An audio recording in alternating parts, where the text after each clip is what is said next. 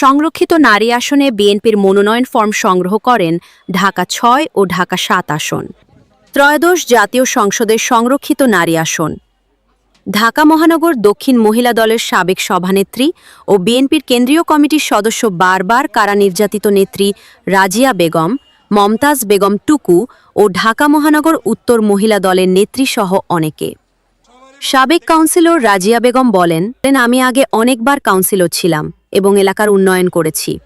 দল যদি আমাকে আবার মনোনয়ন দেয় তাহলে আবার আমি এলাকা উন্নয়ন করব। ঢাকা মহানগরের সভানেত্রী সাবেক দক্ষিণে, ঢাকা মহানগরের দক্ষিণের সভানেত্রী সাবেক, বর্তমানে জাতীয় নির্বাহী কমিটির সদস্য এবং ঢাকা কেন্দ্রীয় কমিটির মহিলা দলের ১ নম্বর সদস্য।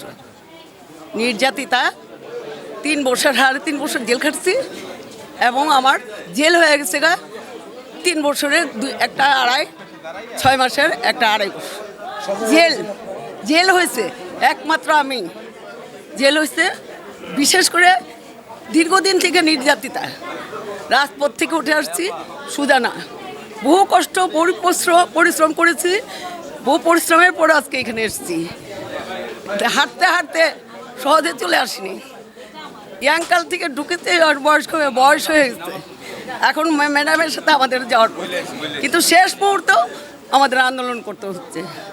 বিশেষ করে এই মুহূর্তে আমরা ক্ষমতায়, কিন্তু তারপরেও নির্যাতিত যারা, তাদের নিয়ে আমি আহ্বান জানাবো প্রাইম মিনিস্টারকে যে আমাদের নিয়ে বসেন, আমরা কথা বলতে চাই আপনার সাথে।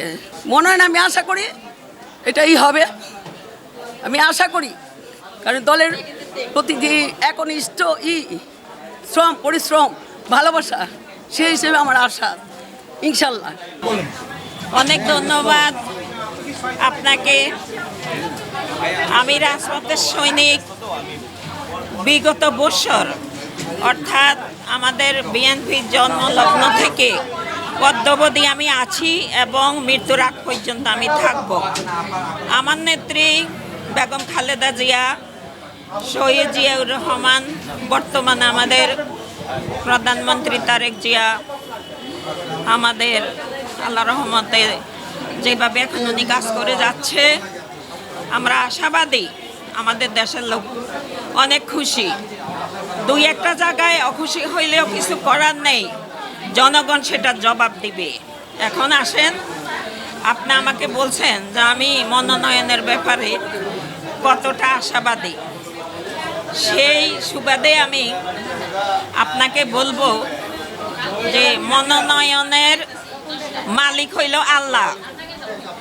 আল্লাহ এবং আমাদের প্রাইম মিনিস্টার জনাব তারেক রহমান ওনার কমিটিকে নিয়ে যেটা ভালো মনে করবেন সেটা দেবে। এই ব্যাপারে আমি তো আশাবাদী, বাট তারপরেও সিদ্ধান্ত যদি ওনারা নেয়, ওনাদের সিদ্ধান্ত মোতাবেকই সব কিছু চলবে। আশাবাদী এই জন্য, কারণ দলের মধ্যে দীর্ঘ সময় আমরা সেই 89 সন থেকে আসছি দলে, এই পর্যন্ত আমরা রাজপথেই ছিলাম।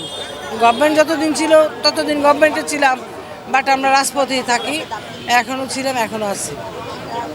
আমার ভবিষ্যৎ পরিকল্পনা কি, মনোনয়ন দিলে আমার এলাকার লোকজনের ভালো মন্দ এগুলি দেখতে হবে। কীভাবে আমার এলাকার লোক যারা সুবিধা বঞ্চিত তাদের সুবিধার ভোগী করতে হবে।